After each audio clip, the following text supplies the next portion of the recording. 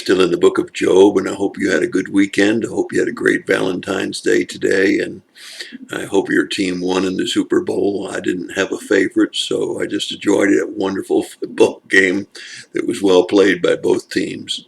And I checked and Googled, and there was about the same number of Christian players on each team, so I didn't even have a favorite when it came to who the Christian team was, because they seemed to be equally balanced in how many Christians were on each team.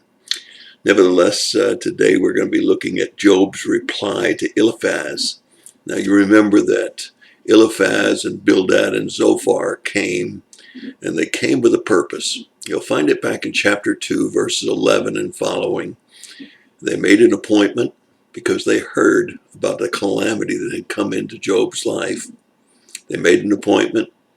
Their goal was to sympathize and to comfort Job. That was their goal. And their intentions were honorable. They were good. And they were the right ones for when a Christian friend has difficulty in their lives. We should do just that. Try to sympathize and comfort them. After 7 days and 7 nights of sitting in silence, just weeping with Job, they began to open their mouth, and that's when the trouble began. And slowly but surely, the conversation became elevated to a point that they were tearing down Job. They were destroying the comfort that Job may have found in the fact that they were present, and certainly got no sympathy from them, because they came to the conclusion that the only reason Job was suffering was because he had sinned and was sinning and continued to refuse to repent, and therefore God wasn't letting up on him. Here's what Job's response was in chapter 16. You sorry comforters. There's no limit to the words that you have. There's no limit to the words that I could speak to you if I was like you. I could strengthen you, or I could lessen your pain. But he says very clearly, God has put him in this situation. There's where Job went wrong. God didn't put him in that situation. Satan put him in that situation. And Job believes that God has shown no mercy. And yet we know that God told Satan, you cannot kill Job. You will not be allowed to do that. And Job tells us what he did. Job says, I put on sackcloth. I had dust all over me. I wept, but I didn't do any violence. And my pure prayer was issued up to God. And he goes on in verse 18 and he says, my witness is in heaven. My advocate is on high. My friends are scoffers, and I need to weep to God. Oh, that I might plead with God, that he would just hear my prayers. In a few years I die. Well, what do we think about this? How do we apply this to our lives?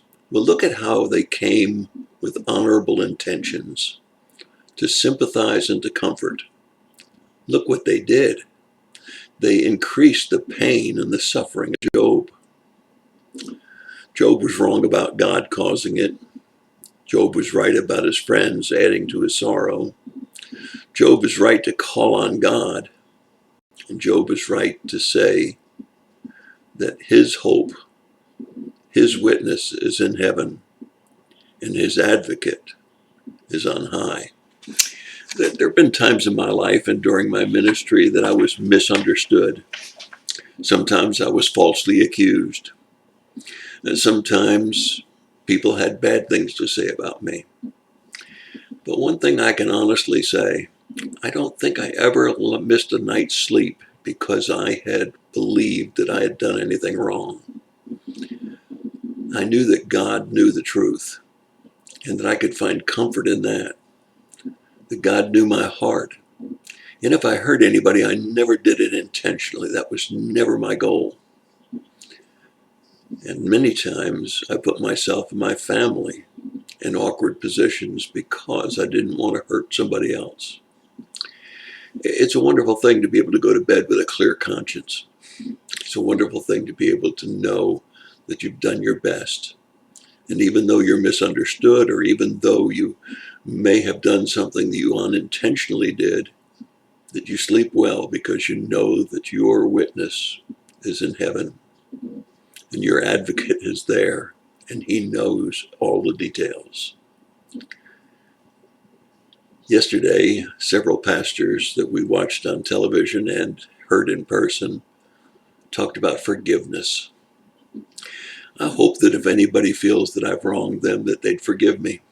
This is my formal apology to you if I've ever hurt you. I never intended to. That was not my intention. And so I ask your forgiveness. And for all of you that may have hurt me, I forgive you. We're all human. We're all people, and we make mistakes. And so I hope that you'll take this message from Job and apply it to your life. And then when you go to comfort, when you go to sympathize with someone, that you'll stay on track for that. And when you're hurting, I hope that you will forgive. And if you've been hurt, I hope that you'll forgive those that have hurt you. And that's my thought for the day. God bless you and have a great day.